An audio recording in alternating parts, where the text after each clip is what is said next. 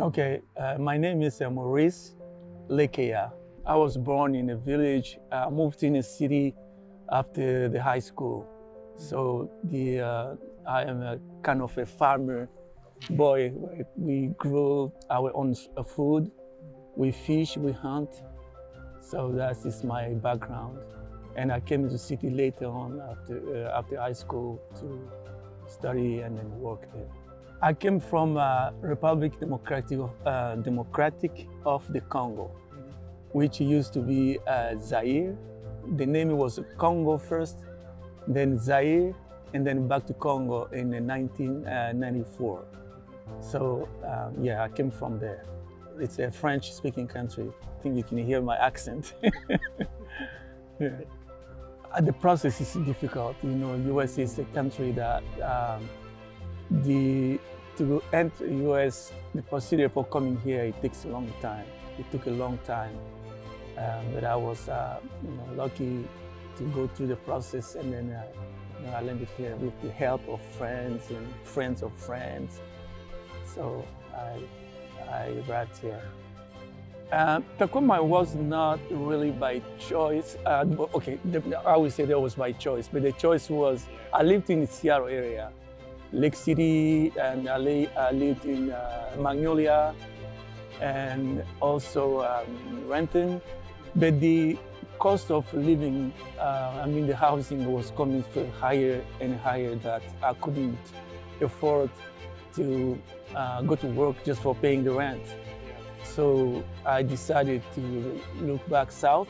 I looked around, but I found that south was, because I moved here in 2016. The price, the rent was decent that time, but now it's also getting a little higher, but still, compared to Seattle, it's still a doable thing. So I came here, was not by love of Tacoma. I came for finding a cheaper place to live. Then I ended up by really liking Tacoma. So I kind of blame myself. Why did that? I did not really consider Tacoma as a place where I would live, but now I consider Tacoma as a place I would like to live, to continue living. Yeah. That is $1 million question. I will be doing wherever the opportunity I have to do, but mostly I will be working with the developmental children, kids, or the handicapped kids, because that is something I feel passionate about, to help the kids who are, because the handicap in the Congo is not taken care of. There's no really real organized programs to take care of the people who are disabled, either mentally or physically. And I was also helping to do that at that time. We didn't have the resources, but we do the best we can. And if I was there, maybe by now I would improve that, working with the children. And that's that. And in fact, it was my first job when I came here. I was also working for disabled, disability. Yeah. Oh. Yeah, from 2001 all the way to 2006, I did that. Mm-hmm. I have, I have people who help me. They always, somewhere, anywhere you go, there's always angels somewhere. Yeah. People who will dedicate their time, they will pay attention to you, they realize that you are not a local person, you are not from here, and then they will dedicate their time. I have so many people help me, and some of them, they became like a family. Up to now, we're still related. Was helped also by churches. I've never been in any other organization other than just individual people and the church. So I was not involved in any movement, anything. Yeah. But I was, from time to time, they will send me, if I'm looking for this kind of information, they will refer me to some institutions, some organizations, just for that particular matter. but not for everything else. Yeah. Yes, that's there are so many things. Starting from the country's giant, buildings and all these things. But the first barrier I have is the language. I was not able to have to hold a conversation in English, to communicate with people, to find your way around. It was a real challenge, day by day challenge, and so that is one thing, because if you don't communicate with people, the help you need, you may not be able to get it, right away, or and sometimes people are not patient of helping you. And also coming from a French-speaking country, you don't find that many people who will be translating or interpreting for you. So that's a big challenge. And everything else, the job you find, you need to communicate with your coworkers, and sometimes you get the information wrong because you didn't get it, you didn't understand. So there were many challenges. Finding a place to live, just almost every kind of challenge. Yeah. But the first one for me, the remarkable one, is just the language. Yeah. I think we covered everything, but mostly it's just the negativity that happens mostly as people of color like me, because sometimes they got confused. I mean, it's not that got confused. Just being who I am, I can. My mind is aware when I'm driving, when I'm in the places. I know that sometimes I don't feel safe, but I don't pay attention to that anymore now, because I'm a human just like anybody else. We are, although we came from far away, but we are just a human. When I look around, I see we have one nose, two eyes, and legs, and the same. So the color should not be an handicap, but some people still consider the color as a handicap for us. The limitation, we suffer with that, but I don't pay attention to that anymore, because I have to live my normal life. Yeah,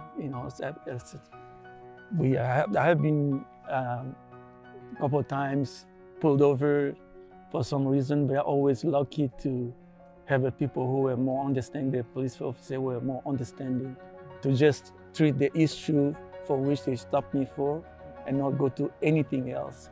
Like, the tail light is dead and they pull me over and they tell me, things like that. And yeah, I can honestly say personally, I have not been, I have a bad treatment from the police since I've been here. They pull me over, I respect, I stop, ask me question and answer. I don't, show them I'm, being a threat. Yeah. And luckily, I always have to get away. So I want that to be known. Yeah. Well, there's no really specific advice, other than that because my personal experience, before I met the Tacoma Refugee Choir, there's nothing I could do. I know I volunteer at the YMCA in Seattle. There's a program called Hang Time, so after school program for 10 years old kids and 12 years old. So I was there just volunteer. I was not paid. It was like 2 hours on Wednesday, 2 hours on Friday, because I had the time to give away. So I was, storytelling, teaching them yoga. This is for fun. It was not really real teaching. They would just were for fun, because they needed, for some family reasons, they need to stay at the school. And then I was one of the persons to take care of them.